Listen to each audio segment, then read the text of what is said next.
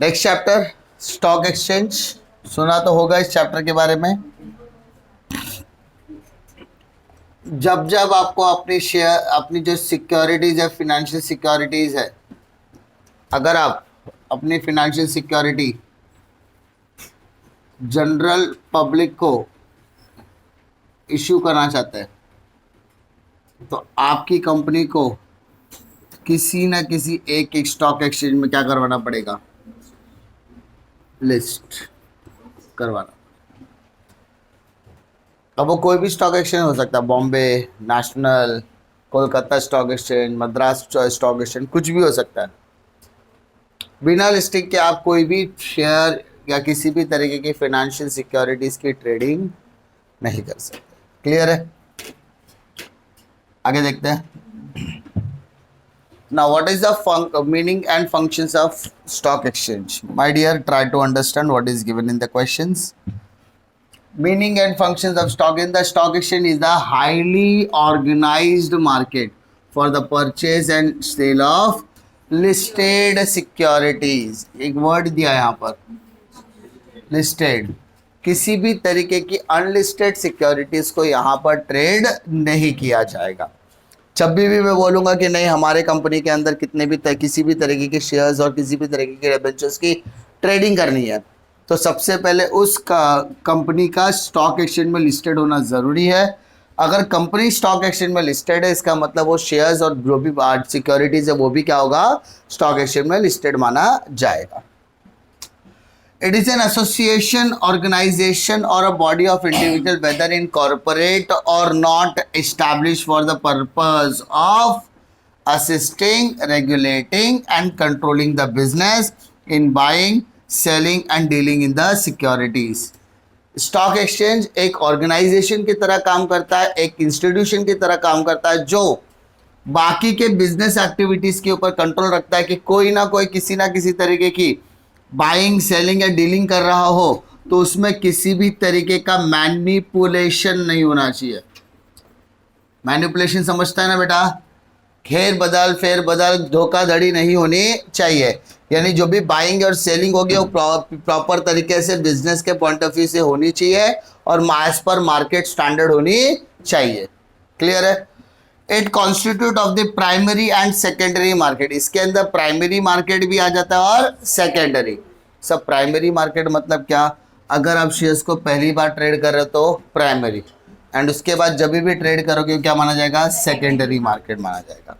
Thus the stock exchange is the key institution facilitating the issue and sale of various types of security। इसीलिए stock exchange एक जगह मानी जाती है, एक प्लेटफॉर्म माना जाता है, एक मार्केट ऐसा माना जाता है जहां पर आप शेयर्स या अदर टाइप के सिक्योरिटीज को बाय और सेल कर सकते हो। सबसे अच्छा एडवांटेज क्या है कि वो जितने भी सिक्योरिटी होगी वो सब लिस्टेड होती है। क्या होती है? Listed. What are the functions of stock exchange? पहला फंक्शन क्या है बेटा? लिक्विडिटी। इजीली कैश में कन्वर्जन पॉसिबल है। One of the main drawing factors of the stock exchange is that it enables to high liquidity. The securities can be sold or be easily converted into cash. आपका पैसा block नहीं होने वाला है। अगर आज आपने किसी के कंपनी के शेयर खरीद लिए और फ्यूचर में 1 दिन, 2 दिन, 4 दिन, 10 दिन बाद आप उस कंपनी के शेयर्स को बेचना चाहते हो तो क्या आपके ऊपर रेस्ट्रिक्शन है? आप आसानी से बेच सकते हो, बशर्ते एक ही चीज है, उस शेयर का अपर सर्किट नहीं लगना चाहिए। अपर सर्किट और लोअर सर्किट कैसे दो इंपॉर्टेंट कॉन्सेप्ट होते हैं, फिलहाल वो बता रहा हूं कि ये नहीं लगना। अगर ये अपर सर्किट या लोअर सर्किट लग गया तो यू कैन नॉट बाय और सेल द शेयर। समझा? बेच के निकाल नहीं सकते। बट यही है कि आप इजीली कैश में क्या कर सकते हैं, कन्वर्ट कर सकते हैं। ठीक है। मार्केट फॉर सिक्योरिटीज, यानी अगर आप किसी भी तरीके के शेयर्स, डिबेंचर जैसी सिक्योरिटीज में डील करना चाहते हो तो आपके पास एक रेडी मार्केट अवेलेबल है। एक रेडी मार्केट अवेलेबल है जिसमें आप आसानी से आकर बिजनेस में आकर या किसी भी स्टॉक एक्सचेंज में आकर ट्रेडिंग कर सकते हो। For securities, the securities once listed continue to be traded at the exchange respective the fact that owner go on changing. Owner change भी होगा, चलेगा। एक बार शेयर मार्केट में आ गया ना तो कितनी बार भी खरीदा और बेचा जा सकता है। मोबिलाइज इज सेविंग, भाई मैंने बार बार बताया कि हम क्या करते हैं, कमाते हैं, इनकम का एक हिस्सा क्या करते हैं, सेव करते हैं, बट उस सेविंग को इन्वेस्टमेंट में कन्वर्ट करने की प्रोसेस को क्या बोलते हैं, मोबिलाइजिंग ऑफ सेविंग। आप सेविंग को क्या कर रहे हो, यूज कर रहे हो, मोबिलाइज कर रहे हो, किसके through, through the way of mutual funds, ETF, investment trust and various other securities. Spreading equity culture, मालिकाना हक, अभी सबको क्या करना है, कंपनी में हिस्सेदारी खरीदनी है, फॉर दैट वो क्या करते हैं, कंपनी के शेयर्स खरीदना शुरू करते हैं। तो stock exchange have extensive information on the listed company on which it is further available on the public. This data helps in educating the public about the investment in security which leads to spreading of the wider ownership of the shares. Company को पता, investor को खाली जाकर portal पे log in करना है या portal पे जाना है, उसको पता चल जाएगा किस कंपनी में कितने शेयर्स अवेलेबल है और वो कितने शेयर्स खरीद सकता है। अगर वो खरीदना शुरू करेगा तो अगर उसकी ओनरशिप चेंज होगी, मतलब अगर उसके पास नंबर ऑफ शेयर्स ज़्यादा आ गए, मैंने बताया 51% से ज़्यादा शेयर आ गए, तो कंपनी का क्या बन जाएगा, मालिक बन जाएगा। तो यहाँ पर अभी इक्विटी कल्चर आने के वजह से लोग हमेशा किसके होड़ में रह गए रहते हैं, मालिक बनने के होड़ में। जिस कंपनी के शेयर्स जितने ज़्यादा होंगे वो कंपनी उसकी हो जाने वाली है। तो ये सारी चीज़ें किसके यहाँ पे पॉसिबल है, स्टॉक एक्सचेंज में। क्लियर है। प्राइसिंग ऑफ सिक्योरिटी, अब ये भी चीज हमने ऑलरेडी पढ़ा हुआ है कि प्राइसिंग ऑफ सिक्योरिटी किसके ऊपर डिपेंड होता है, depend on the demand and supply of the security. Market में कितनी डिमांड है और मार्केट में कितना सप्लाई ऑफ सिक्योरिटी है, क्योंकि ये टाइम टू टाइम क्या होता है सर, फ्लक्चुएट होता रहता है। तो फ्लक्चुएशंस का मेन रीजन क्या है sir, demand and supply of a commodity. Commodity in the sense securities, जिसका जितने डिमांड उतना, अगर उतना सप्लाई है तो ठीक है, नहीं है तो शॉर्टेज है तो इसका मतलब प्राइसेस हाई होगा, और अगर एक्सेस सप्लाई है तो प्राइसेस लो होगा। तो ये सारी चीज़ें देखी जाती है। उसके बाद सेफ्टी ऑफ ट्रांजैक्शन, आप जो भी सिक्योरिटीज़ वगैरह करते हो क्या वो सेफ है, जी हाँ सेफ है, क्योंकि स्टॉक एक्सचेंज को सेबी की गाइडलाइंस फॉलो करनी पड़ती है। किसकी गाइडलाइंस, ऐसा नहीं कि स्टॉक एक्सचेंज इंडिपेंडेंट है ना, स्टॉक एक्सचेंज के ऊपर नजर कौन रखता है, सेबी। और सेबी का मकसद ये क्या है कि रूल से रेगुलेशन पुट करके वो इन्वेस्टर के पैसे को बचाना चाहता है। तो इन्वेस्टर के पैसे को बचाने के लिए वो क्या करते हैं, नजर रखने का काम करते हैं। तो इस हिसाब से आपका ट्रांजेक्शन क्या रहने वाला है, एकदम सेफ। बात समझ में आ रही है, हाँ है ना। फिर नेक्स्ट पॉइंट क्या है, रेजिंग कैपिटल। कैपिटल को रेज करना है, क्या करना है आपको, कैपिटल को रेज करना है। किसी भी तरीके के बिजनेस के अंदर अगर आपको ग्रोथ चाहिए, क्या चाहिए, तो आपके ग्रोथ के लिए पैसे चाहिए, एंड फॉर दैट आप क्या चाहते हो sir, selling on the shares. आप अपने शेयर्स को बेचोगे, कहाँ बेचोगे सर, स्टॉक मार्केट में। जब आप स्टॉक मार्केट में कंपनी अपने शेयर्स बेचती है तो बेचने के बाद उसे क्या मिलता है, पैसा, और जब उसको पैसे मिलते हैं तो वो कंपनी अपने ग्रोथ के लिए, डेवलपमेंट के लिए, एक्सपांशन के लिए लगा सकती है। अरे कंपनी को क्या चाहिए, पैसा, ग्रोथ के लिए, डेवलपमेंट के लिए, एक्सपांशन के लिए। तो पैसा आएगा कहाँ से, जब स्टॉक मार्केट में शेयर्स बेचा जाएगा तब। Economic, stock market is one channel through which saving can be channeled into the some productive investment. This leads to capital formation, economic growth. यानी एक तरीके के हमारी सेविंग को काम पर लगाना, हमारे सेविंग को एक पर्टिकुलर तरीके की कंपनी में इन्वेस्टमेंट कर देना, कैपिटल फंडिंग कर देना, ये हमको मदद करता है किसके लिए सर, कैपिटल फॉर्मेशन में। और जब जब कैपिटल फॉर्मेशन की बात आएगी ऑटोमेटिकली हमारा इकोनॉमिक ग्रोथ होने ही वाला है, क्योंकि स्टॉक मार्केट रिफ्लेक्ट करता है हमारी इंडियन इकोनॉमी के हिसाब से। ठीक है। Attract foreign capital, obviously due to its dynamism and high return on the capital on stock exchange, it is capable of attracting the foreign funds. बाहर की कंपनियां भी आना पसंद करते हैं, अरे भाई हम भी इस कंपनी के शेयर्स खरीद लेंगे तो हम भी क्या बन जाएंगे, मालिक। तो ड्यू टू आपको ज़्यादा हाई रेट ऑफ रिटर्न मिल रहा है, तो हाई रेट ऑफ रिटर्न मिलने की वजह से ये अट्रैक्शन बन जाता है बाहर वालों इन्वेस्टर के लिए कि वो भी आना चाहते हैं और आपकी कंपनी में क्या लगाना चाहते हैं, पैसा लगाना चाहते हैं। डिफिकल्टी, नेक्स्ट पॉइंट क्या बोलता है, क्लियरिंग हाउस ऑफ बिजनेस मतलब किसी भी तरीके का बिजनेस हो अगर आपको शेयर की ट्रेडिंग करना है तो आपको स्टॉक एक्सचेंज में लिस्टेड करवाना पड़ेगा, ये तो क्लियर है। तो पीरियोडिकल बेसिस पर, समय समय पर जो बिजनेस हाउसेस है उनको अपनी सारी जानकारी किसको भेजनी पड़ेगी? स्टॉक एक्सचेंज को। यानी इन्वेस्टर को कोई इंफॉर्मेशन चाहिए तो स्टॉक एक्सचेंज पे लिस्टेड होगी, है तो वहां पर जाकर भी वो क्या कर सकते हैं? चेक कर सकते हैं। The companies listed with the stock exchange have to provide financial statement and annual report and other relevant document to ensure maximum transparency of the working. Stock exchange helps companies to decide their policies. समय समय पर document submit करना पड़ता है stock exchange को, जिसमें financial statement और policies वगैरह आती है, जिससे स्टॉक एक्सचेंज को भी मदद मिलती है ट्रांसपेरेंसी मेंटेन करने की। इन्वेस्टर को कुछ पता करना तो वो स्टॉक एक्सचेंज से भी पता कर सकता है। इससे वर्किंग क्या हो जाती है? एकदम स्मूथ हो जाती है। डिफिकल्टी है क्या? नेक्स्ट क्या बोलता है? There are two major stock exchange. पहला कौन सा है सर? Bombay stock exchange. तो माय डियर, पहला बॉम्बे स्टॉक एक्सचेंज क्या बोलता है? Bombay stock exchange is located in Dalal street, Mumbai. Dalal street पता है ना, मुंबई में, हाँ, साउथ बॉम्बे में। It was establish in 1875। It is the India's oldest stock exchange and BSE is the world's 10th largest stock exchange. तीन इंपॉर्टेंट पॉइंट। पहला कहाँ पे लोकेटेड है? दलाल स्ट्रीट, मुंबई में। दूसरा 1875। तीसरा ओल्डेस्ट, वो भी और वर्ल्ड का कौन सा? 10th largest stock exchange. The BSE helped develop India's capital market, including the retail debt market, and has helped in growing the Indian economic या corporate sector।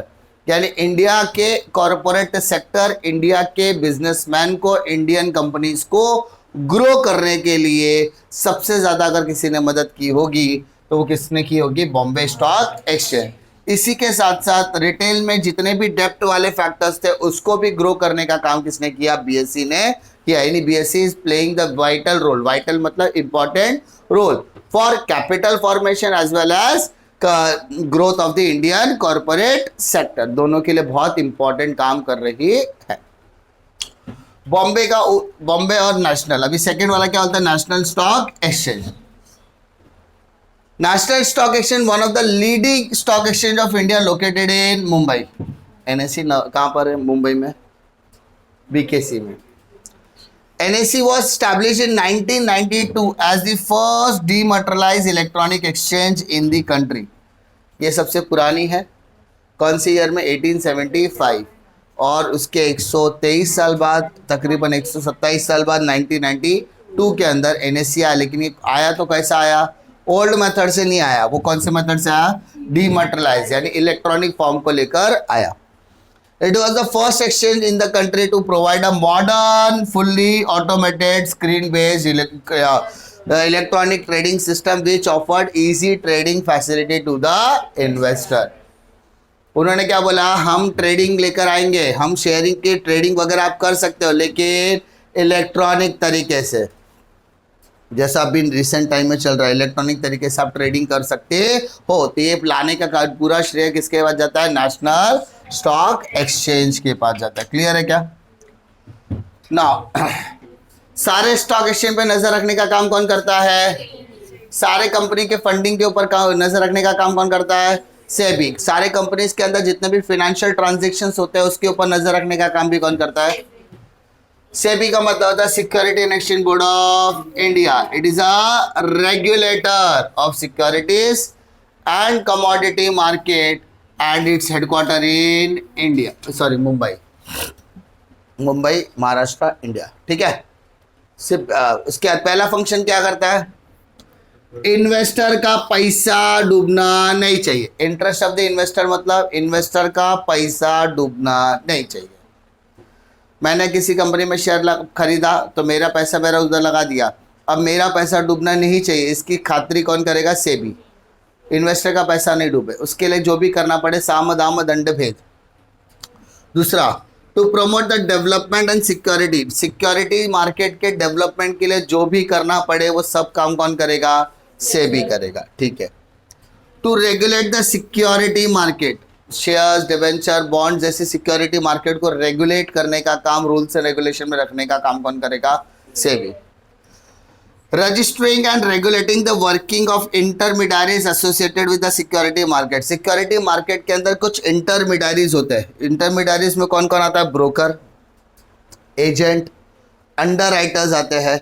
तो उनको भी रजिस्टर्ड करने का और उनको भी काम, उनके काम करने के तरीके के ऊपर भी नजर रखने का काम कौन करेगा? सेबी। क्लियर है?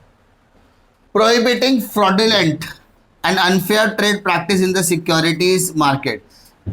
किसी भी तरीके की सिक्योरिटी मार्केट में अगर किसी भी तरीके की फ्रॉडुलेंट एक्टिविटी, फ्रॉड एक्टिविटी हो रही है या अनफेयर ट्रेड प्रैक्टिसेस हो रही है तो उसको रोकने का कार्यक्रम कौन करेगा? सेबी। सेबी के ऊपर बहुत बड़ी जिम्मेदारी है। Prohibiting insider trading. Insider trading का मतलब क्या? कंपनी की इंफॉर्मेशन के बारे में पहले से पता चलना और उस हिसाब से आप क्या कर रहे हो? ट्रेडिंग। जैसे एक एग्जांपल देता हूं, कल अदानी ने क्या किया पता है? अदानी ने क्या किया? जितने भी शेयर उसके तकरीबन 9,700 करोड़ रुपए के शेयर उसने जो गिरवी रखे थे ना, उसने वो छुड़ा लिया। यस, छुड़ा लिया। तो उससे क्या हुआ मालूम है? अडानी के शेयर में जंप देखने के लिए मिला। समझा? जंप देखने के लिए मिला। और कोई कोई शेयर तो 300 रुपया प्लस में गया, 300 प्लस में गया।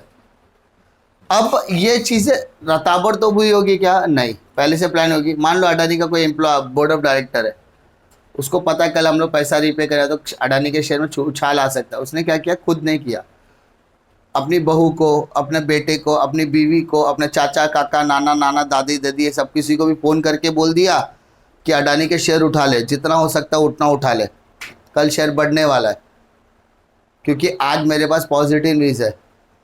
तो इसको बोलते हैं इनसाइडर ट्रेडिंग। आपने कंपनी के अंदर की एक्टिविटी के हिसाब से कल की ट्रेडिंग ऑलरेडी क्या कर दिया है? डिसाइड।